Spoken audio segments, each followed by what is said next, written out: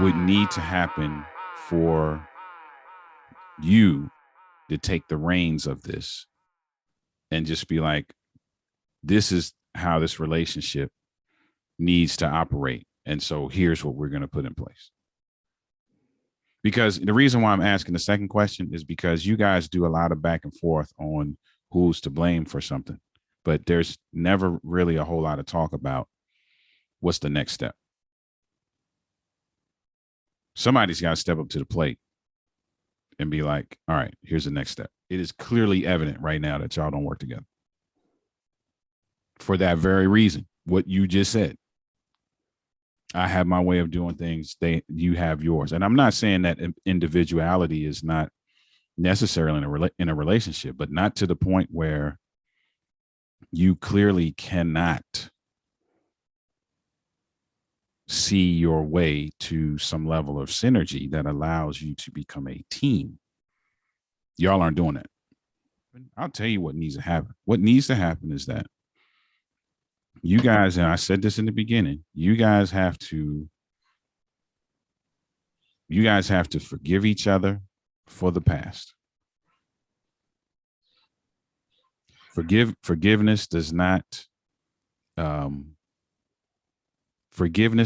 constitute acceptance of what happened in the past.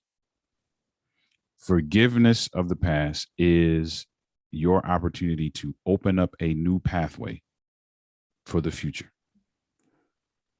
Right now, there is no pathway to the future because you're not even looking in the direction of the future. You're looking in the direction of the past, and you're continuing to pick apart what you see. Forgiveness is you turning around and saying, okay, that happened back there. I did not appreciate it. I don't want to relive it. And as such, now I'm going to do A, B, C, D, E, F, G. You guys have to do that. And then you have to craft what the A, B, C, D, E, F, G is, which some of that is what we've been trying to initiate in the way of expressing needs and that kind of thing. And using that to craft some level of blueprint. But you cannot continue to keep looking back.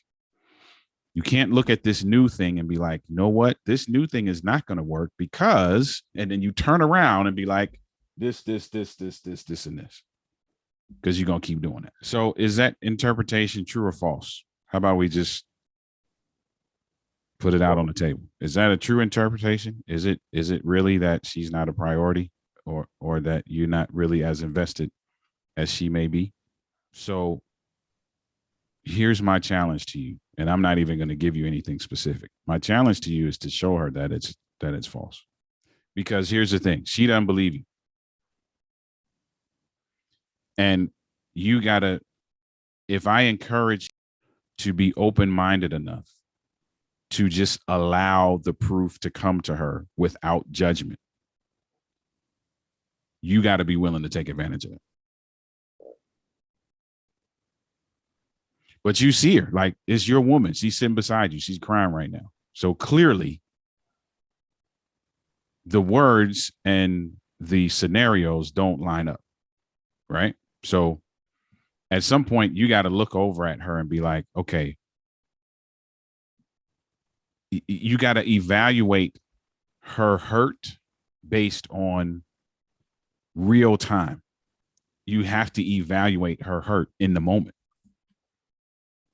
And what do I do to alleviate that hurt in the moment or moving forward? Because here's what's going to happen. When you evaluate her hurt, and this is for both of you, this is going both ways, but I'm, since we talking about you proving her wrong, I'm going to go from your point of view. What will happen is you continue to evaluate her hurt based on what you think she's holding on to. That's going to continue to keep you from addressing her hurt in real time, which now gives her more stuff to hold on to. So it's actually compounding the cycle that you're trying to get out of. That stuff that you feel like is looming is just going to continue to pile up because you're not addressing it. At some point, you got to be like, that was that. I am sorry for that. Here is what I am going to do to address it in the moment and moving forward. Because if her assessment of if her assessment of you is false, as you just said, I'm taking you at face value. You said her assessment of you is false. That now means the burden of proof falls on your shoulders. And it can't be conditional. It can't be based on what you think she's holding on to or what she's let go of. It can't be based on it can't be based on anything conditional. It has to be based on where you actually want to see the relationship go. And it has to be based on how you actually feel about her. So if your approach looks like that to her, it's only obvious that she's going to make the alignment that is your perspective. So now the burden of proof falls on you to be like, okay, I'm telling you my perspective is different. Then there's some very obvious things that should align with that. That's the only way this thing moves forward. Y'all got to be honest with me. Because I don't dislike speaking to you all. Here's the however. Y'all got to be truthful with me. If this relationship is not going anywhere, then y'all making me do a whole lot of talking for nothing. If it is going somewhere, then y'all got to show me that. Like, let me be clear. There's nothing that I can say that will cause you to act.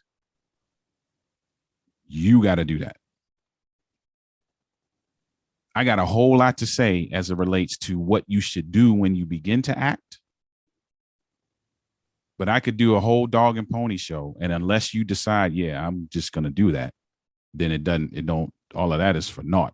So if from today on, the burden of proof is on to prove to you that everything, that your entire assessment in this hour is false. That is his responsibility now. How do you do that? You do that with words. You do that with actions. You do that with intentionality. You do that with initiative. You do that with beating her to the punch on some things.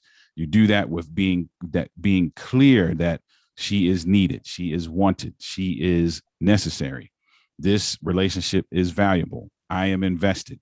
You're doing all of these things. It starts with, you got some little things to start with, right? The date nights. And if it is indeed false, you have all of these things now that you need to do in order to prove that it is false. Here is how you facilitate that. Let's say from this day forward, all of those things start happening. You start to see little proof here. You start to hear different words here. You start to get different treatment here. You start to feel more love. You start to feel more respected. You start to feel more like this is more engaging. Here's what you do.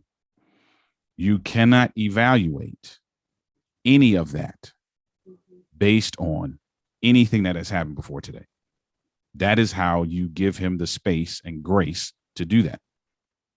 So statements like this. Hey, I want you to do such and such, but I know you won't. That statement right there immediately points you back to the past. And I get it. Hear me out. I get it. There's a lot of this that you've done already, but we're not evaluating this current scenario by past scenarios. This is brand new. So that's the side of the support fence you sit on. While has the burden of proof because he said your assessment is false. Now, here's where the work comes in for you guys. Now you both got to show me that you will indeed do what I just said. Because here's the thing, you're going to hear the same thing from me every session. One of two things is going to happen. You're going to be like, you know what? Let me try what dude is saying. Or you're going to be like, you know what? I'm tired of hearing what dude is saying. And then you got to think about everything that aligns with whatever option you choose. If you're like, you know what? I'm going to try what dude is saying. Then we get to see what happens. If you like, you know what, I'm tired of hearing what dude is saying, then you're gonna get what you already got. So there you have it.